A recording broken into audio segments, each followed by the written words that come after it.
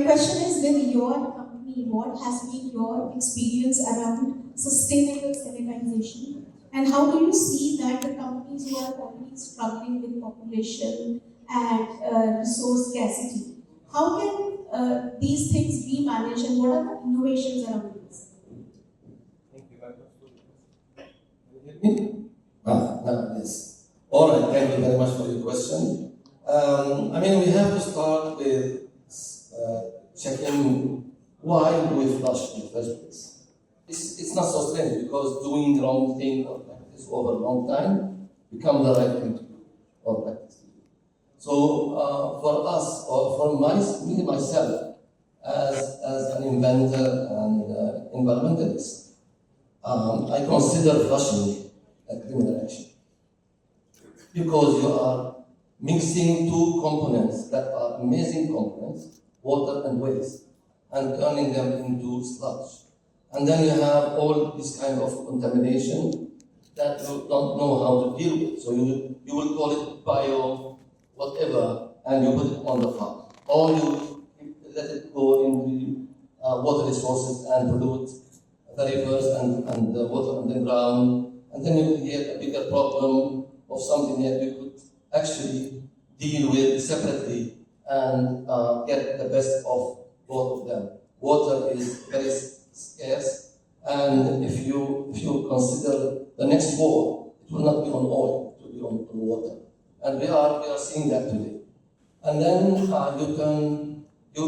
mix the water with the human waste, and then creating the sludge, and then what to do with the sludge. Instead of getting this waste and turn it into a fertilizer that will, as you said here with the agricultural thing, turn it into fertilizer.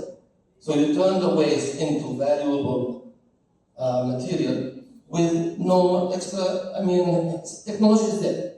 You just need to invest, and the capex maybe is higher in the beginning, but the OPEX is not there. In the long run, you make money out of your waste. And you save your water that is very scarce and valuable. Now, when it comes to sanitation, we have invented the best toilet that doesn't consume water for any kind of applications, dry toilets. And we have even recently developed a toilet that consumes 0.1 liter. How much is it? Like this. For tea, and 0.2 liter for poo. That is only to clean the bowl, and that will be collected in the basement. That is for high-rise building, by the way. It's a normal toilet. I don't know if you have seen the videos. You can see it at our store there. But that will be collected in the basement to our also patented waste management, biological waste management system that turns the waste into fertilizer. And believe me or not, you get more water from our system than you put. You can still use water for hygiene purposes, but you see, pee is mostly what? Water. We can collect that water and make, again, a circular economy to the best of our choice. Standalone, decentralized, off-grid housing is possible with our technology. A follow-up question here. Do you think the kind of technology which is applied or applicable outside India will be and can be applied here also, looking at the infrastructure, the mindset, the availability of the trainings and stuff like that? Good question. Actually, I have been here for 2 years, and the first implementation in the world is happening in India. So we are starting the revolution of sanitation from within India and expanding to the world.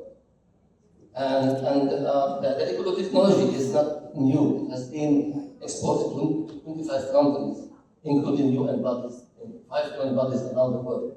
But the one that is now, and it's made in India, by Indian for Indians, all right? So, and the one we are talking about here for high-rise building, for villas, for off-grid homes and housing, It is made in India, and it is the newest, the latest technology we have developed, patented technology. And we are now in the manufacturing stage to implement for all our budgets. And that will save the water. And you fill the tank once and just forget. You don't need more water. That's why I'm saying you get solar panels for maybe 40, whatever. Then you get the water recycled, and you get more water from the system itself. And you got water for irrigation, you get fertilizer for your gardening purposes and so on. So this is the thing. And then you skip all this kind of contamination. You see, everything is a domino effect. Less people are sick means less hospitals, less expenses, healthier life, GDP will, everything is like, you have to take the big picture.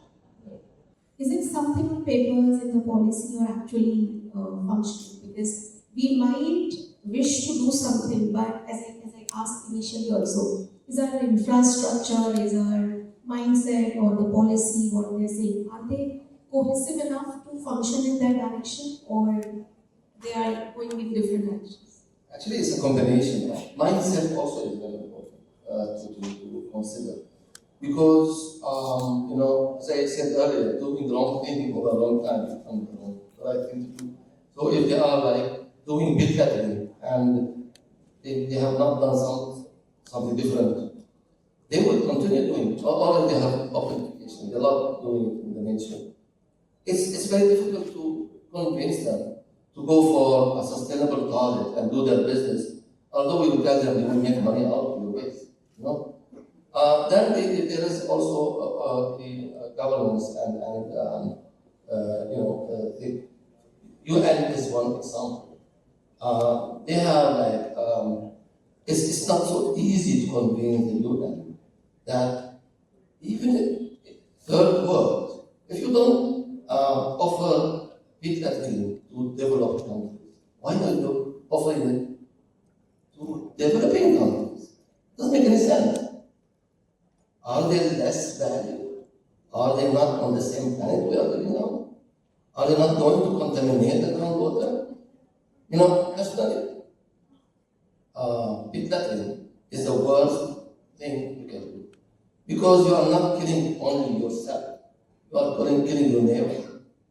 Because maybe the groundwater is contaminated with your waste, is getting to your neighbor. So that's why I'm saying it's a criminal action. Right? So we need to work on awareness, governance, changing the legislation, having people to understand why they should go on doing what they should do instead of what they are doing today or used to do. And then I think also it should be some kind of finance behind this.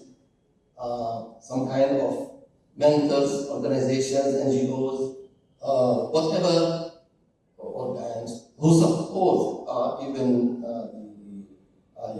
SMEs or whatever to start something that can promote this kind of activities and practices. And that all combined will push into sustainable future. What should we do as citizens or policymakers or supporters of circularity? What endeavors should we take to make it as a combined effort and add it to that so that the output from one becomes the input for the other for better economic benefit and collaboration? Same question from your lens. Yeah, you see, we have to have a deep analysis regarding the problem we are facing. We have to go far away from flush toilet. Flush toilet is the worst invention of all time. But nobody realized that. It's very convenient. You cannot live without it. But you see, you have infrastructure. All the infrastructure is very expensive to make for flush toilets. So we have to go from centralized solutions into decentralized solutions. And because this centralized solution involves a lot of infrastructure, energy demand, huge energy demand, STPs, if available, of course. It's not available most of the time. In India, it's very rare. And maybe 90% or more of the sludge is dumped in different ways. So that creates a bigger issue because this sludge is also mixed with the grey water. Because that water, grey water from the shower and everything, that it becomes like a small pool or whatever, becomes a swimming pool of sludge. Imagine. And we are talking about that 1.4 billion today, I think, in India. So imagine, everyone is doing it, right? So we have to go from this decentralized solution into decentralized solution and get those people who are decision makers to be educated on different levels, on how to capture these technologies and make it a tool to solve the core problem. Not we don't have a painkiller. We don't have a painkiller for the problem. We have to solve it at the root. That Yes. that now. Yeah. So just last 30 seconds to summarize. Can I have the slide please back? So just to summarize the discussion what we had, what collectively needs attention of everybody sitting in the room and otherwise. We have to work together for bringing everything in place, not in silos. We have to scale the climate innovation from pilot projects to mass projects for everybody. We have to maximize the usage of every single drop. And then people powered transition is very much required. We have to enable the people, the workforce, especially the females. And last but not the least, policy should be aligned with the action plans. That's it. Thank you so much to both of you for enlightening us on a very important topic, a triangle on water, waste, and agriculture. Thanks.